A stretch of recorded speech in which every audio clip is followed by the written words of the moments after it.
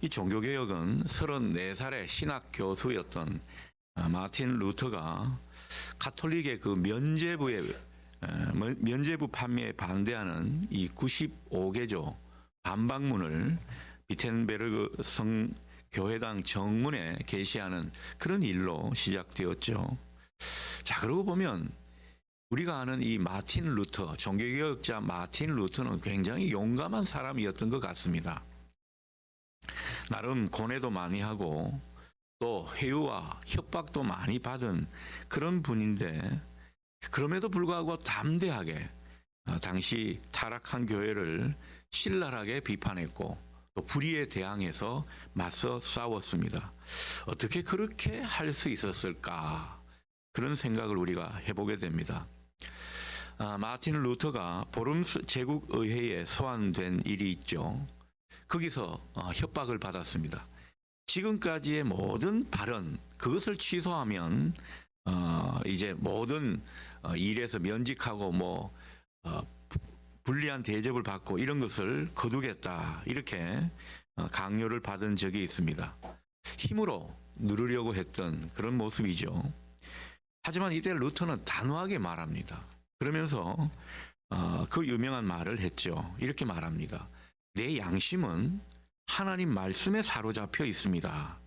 나는 아무것도 철회할 수 없고 또 그럴 생각도 없습니다. 왜냐하면 양심에 반해서 행하는 것은 위험하며 불가능하기 때문입니다.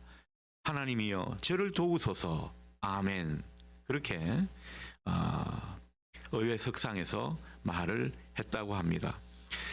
그러니까 마틴 루터가 보여준 담대함의 바탕에는 무엇이 있었습니까? 하나님의 도우심을 의지하는 그 모습이 하나 있었고요. 그리고 말씀을 붙드는 그 모습이 강력하게 자리 잡고 있었던 것입니다. 루터를 포함한 모든 종교 개혁자들 모토가 근본으로 돌아가자라는 것이었습니다. 그 근본으로 돌아가자는 것의 핵심은 바로 성경 곧 말씀으로 돌아가자, 이런 이야기가 되겠습니다. 자, 그래서 루터는 하나님 말씀을 의지해서 타락한 교회를 개혁해 나가는 그런 일을 감당했던 것입니다. 자기의 의와 자기가 생각하는 비전을 따라 움직인 사람이 아닙니다. 오로지 말씀에 사로잡힌 그 가운데 담대하게 자기가 가야 할 길, 하나님이 자기에게 원하시는 그 길을 갔다고 볼 수 있겠습니다.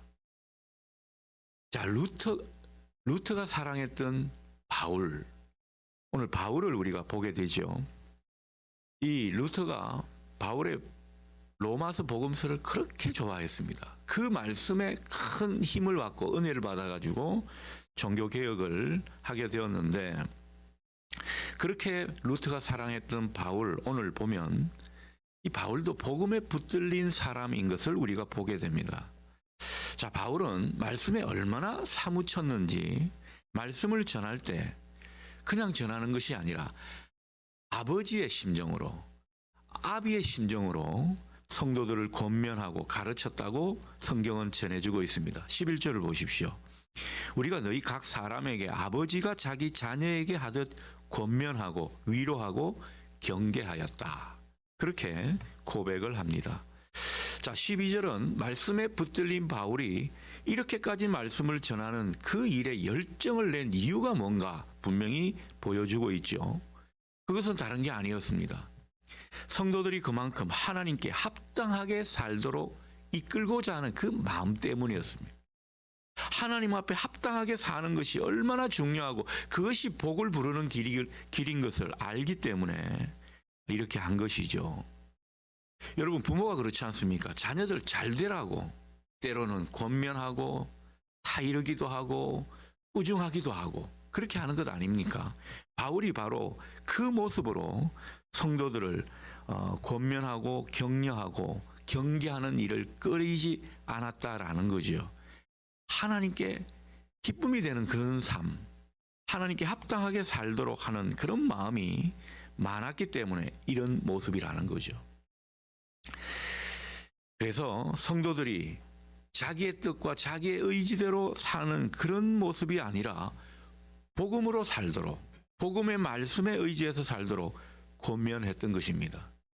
연약해진 성도들에게 위로를 전해서 하나님의 형상을 자꾸만 회복하도록 격려했던 것입니다.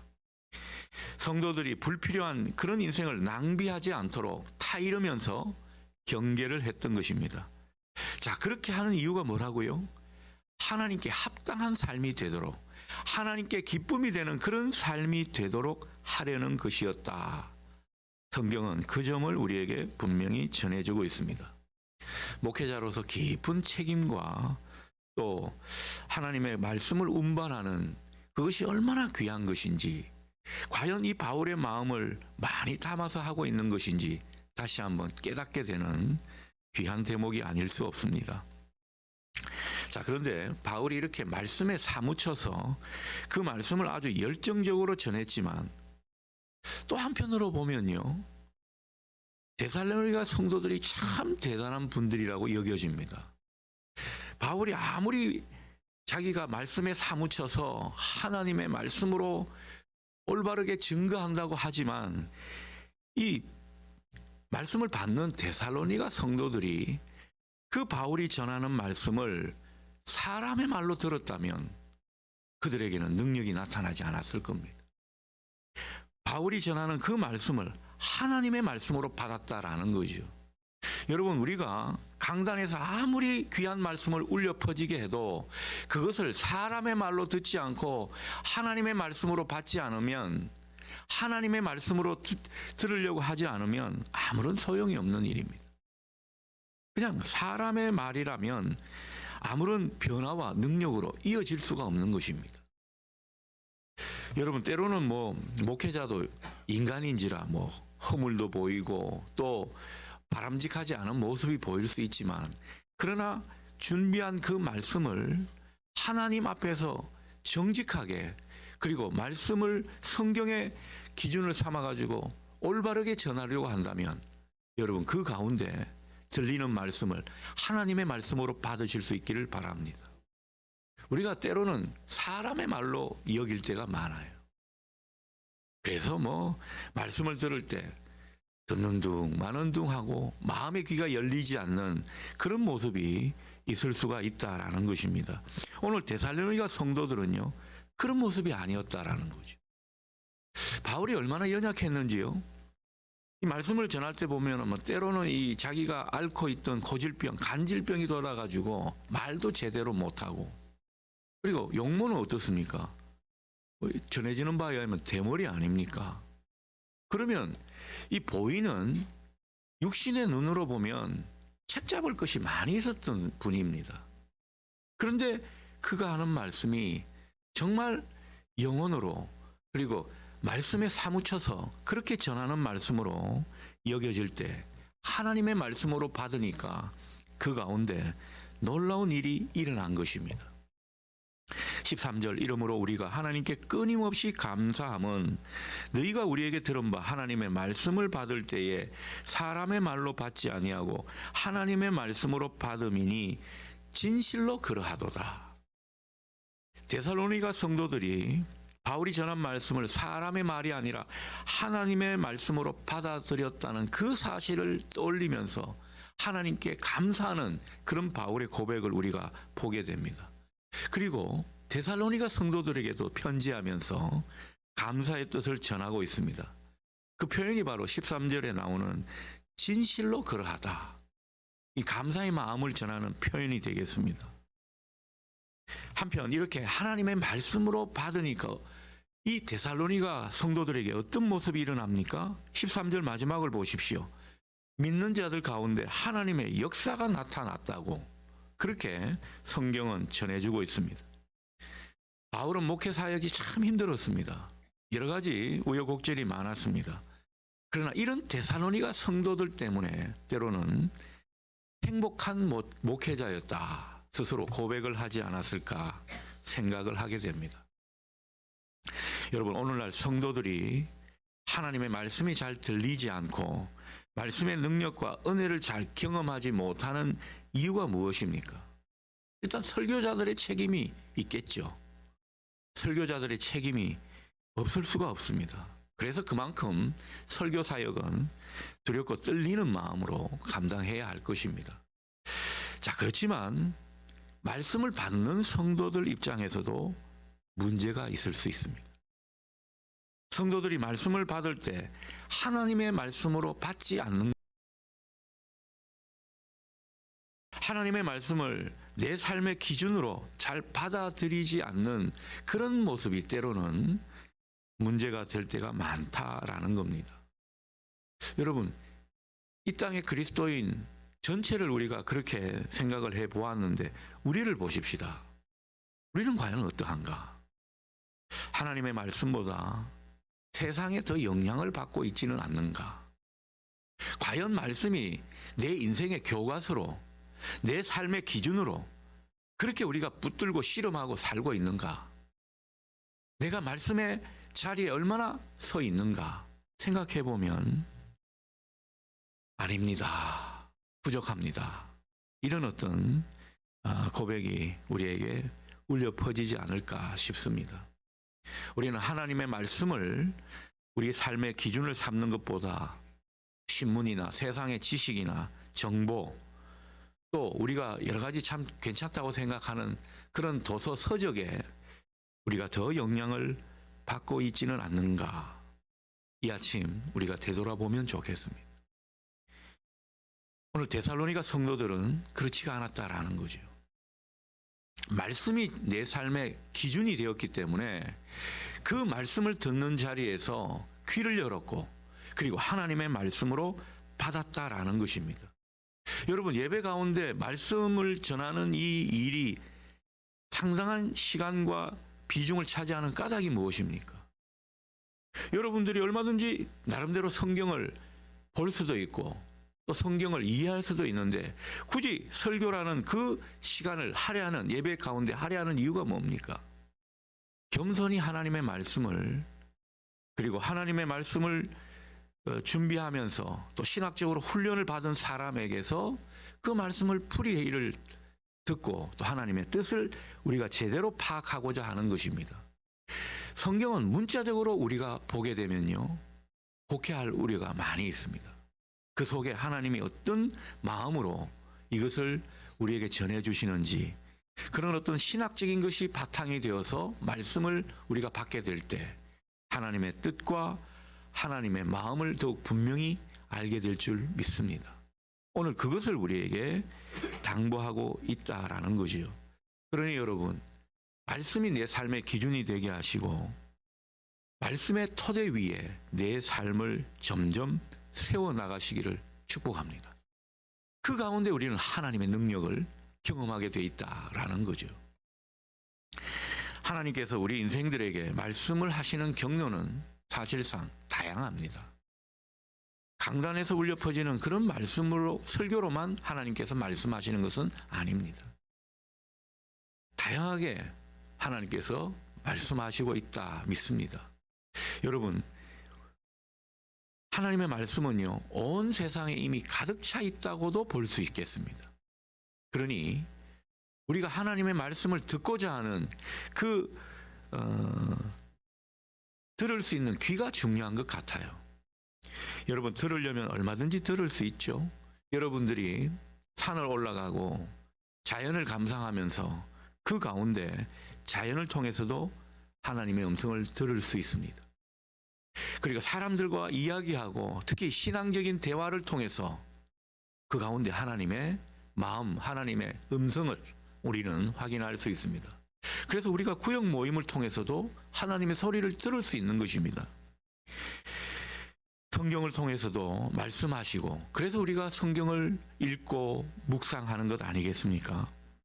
그리고 하나님은요, 우리에게 일어난 사건을 통해서도 끊임없이 말씀하십니다. 내가 이런 일을 겪고 저런 일을 겪었지 않습니까?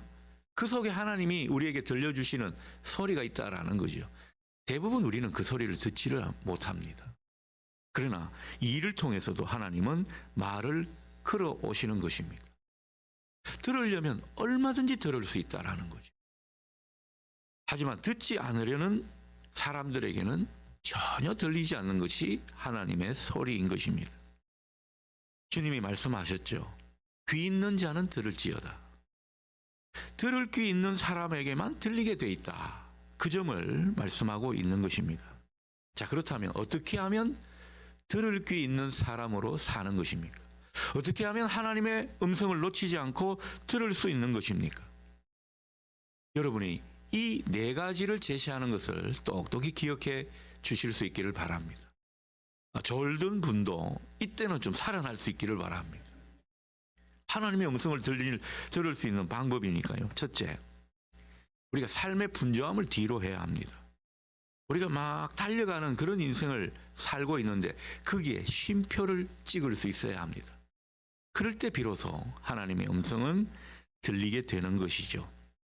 우리가 분주하고 우리가 정신없이 살다 보면 하나님의 소리를 들을 수가 없는 것입니다. 자, 둘째, 하나님은 언제나 우리 가까이서 말씀하신다는 그 믿음이 있어야 들리게 돼 있습니다. 여러분, 우리가 하나님이 지금도 우리 곁에서 말씀하신다는 그 믿음이 있으면요, 우리 마음의 귀는 열리게 돼 있고 더욱더 하나님의 음성에 민감하게 되겠죠. 그럴 때 하나님의 소리는 우리 귓전에 울려 퍼지게 되는 것입니다. 그래서 로마서에서 말씀은 먼 데 있지 않다. 말씀은 우리 가까이에 있다. 그렇게 말씀하시는 까닭이 바로 그런 것입니다. 셋째, 하나님 말씀이 들리는 사람은요, 그 말씀을 듣고 순종하려고 생각하는 그런 사람에게 하나님 말씀은 들리게 되어 있습니다. 그냥 듣고 교양 강조로 생각하고 좋은 말씀이네, 이런 어떤 마음의 상태로 듣는 사람에게는 하나님의 소리가 들리지 않습니다. 하나님이 말씀을 주시옵소서, 그러면 제가 그 말씀에 순종해서 하나님의 말씀대로 살겠습니다, 이런 사람에게 오늘도 하나님의 음성은 울려 퍼질 줄 믿습니다. 마지막으로 넷째입니다. 말씀을 가까이 하고 그 말씀이 내 안에 머무르게 하는 사람에게 말씀은 들리고 하나님의 음성은 우리 안에서 울려 퍼지게 되어 있습니다. 여러분, 우리가 설교를 들을 때 다 들을 수 없습니다. 다 담을 수가 없습니다. 설교를 들을 때 꼭 내 마음에 와닿는 것, 하나님께서 나에게 찝어서 말씀하시는 것 같은, 그것이 비록 듣기 싫은 소리라 할지라도 나에게 주시는 말씀이라고 생각하는 것은 우리 마음에 머무르게 하십시오. 그것을 자주 떠올리면서 생각하십시오. 말씀과 함께 사는 모습은 바로 그 모습입니다. 그렇게 말씀이 내 안에 머무르는 사람에게 어느 순간 주님은 음성을 들려주십니다. 여러분, 프로토콜이라 그러죠. 뭔가 있어야 이게 통신도 되는 것이고 소통이 되는 것입니다. 말씀이 우리 안에 머무르게 하는 것, 그것이 우리에게 얼마나 중요한 것입니다. 여러분이 통독을 하더라도 통독을 쭉 하면서 그 중에서 특별히 와닿는 것을 붙드십시오. 오늘 이 여러 가지 말씀을 주셨는데 오늘 이 말씀을 나에게 주시는가 보다 하고 그 말씀을 붙드십시오. 내가 일부러 그 말씀을 붙드는 게 아니라 자연히 나에게 머무는, 뭔가 부딪히는 그런 말씀을 붙드십시오. 그런 사람에게 하나님의 음성이 울려 퍼지는 은혜가 있을 줄 믿습니다. 오늘은 종교개혁주일입니다. 종교개혁의 핵심은 본질로 돌아가자, 그것이었습니다. 여러분, 본질로 돌아가는 것의 중심은 뭐겠습니까? 오직 성경입니다. 말씀입니다. 그래서 모든 종교개혁자들의 매뉴얼이 있었다면 그것은 바로 성경이었습니다. 그 성경을 가지고 실험하고 말씀으로 돌아가서 그 말씀과 실험하면서 교회를 바라보고 자신을 바라보고 세상을 바라보고 그 가운데 기도하는 그 모습, 여러분, 그 가운데 성령이 감동을 주셨고 능력으로 함께 하셨던 것입니다. 그래서 모든 종교개혁가들은 하나님의 말씀을 의지해서, 그리고 하나님 말씀을 통해 받은 능력을 가지고 감당했던 것입니다. 사람의 소리가 아니었습니다. 그저 사람이 자기가 의롭게 생각하는 바를 추구하는 그런 모습이 아니었습니다. 말씀에 붙들린 상태로 그 가운데 자연적으로 성령께 쓰임받은 그런 모습이었다라는 거죠. 교회를 사랑하시는 여러분이신 줄 제가 믿습니다. 교회를 사랑하시고 때로는 교회가 하는 모든 일에 아멘으로 순종하시고 때로는 비판하시기도 하셔야 됩니다. 우리 교회는요, 항상 고인물이 되어서는 안 됩니다. 잘 나가다가도 교회가 문제가 있을 수 있습니다. 목사도 사람이니까요. 그리고 장로님들도 연약한 인간이기 때문에 전체적인 교회 운영에 대해서 잘 못하는 그런 부분도 있을 수 있습니다.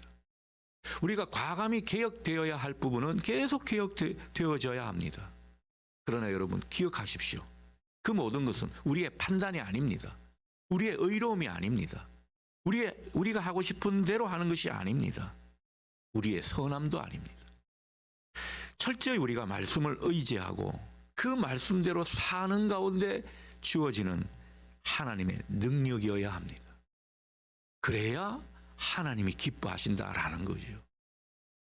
그래야 교회는 제대로 개혁될 수가 있는 것입니다. 그러므로 여러분들이 말씀을 읽고 묵상하거나 또 강단에서 선포되는 그 말씀을 하나님의 말씀으로 듣는 그런 여러분 되실 수 있기를 바랍니다. 말씀을 내 삶의 기준으로 삼고 살아가는 이런 결단이 여러분 가운데 있기를 소원합니다. 그럴 때 말씀은 더 이상 여러분 인생에 침묵하지 않을 것입니다. 울려 퍼지게 될 것입니다. 그리고 성경을 읽고 묵상하는 가운데 하나님의 뜻과 하나님의 마음이 느껴지시면, 깨달아지시면 거기에 자꾸 내 마음과 내 뜻을 조율하고 맞추어 가십시오. 하나님 뜻과 내 뜻이 따로 놀지 않도록, 하나님의 마음과 내 마음이 동떨어지지 않도록, 이것이 하나가 될 수 있도록 자꾸만 거기에 하나님의 마음의 뜻에 맞추십시오. 그럴 때 우리 내면에서, 우리 삶 속에서 하나님의 음성은 계속 울려 퍼지게 될 것입니다. 언제나 말씀이라는 반석 위에 여러분의 인생을 세워나가셔서 우리의 신앙도 개혁되고 우리의 교회도 계속 개혁되는 그런 은혜가 우리 모두에게 있기를 기원합니다. 아멘. 기도하겠습니다.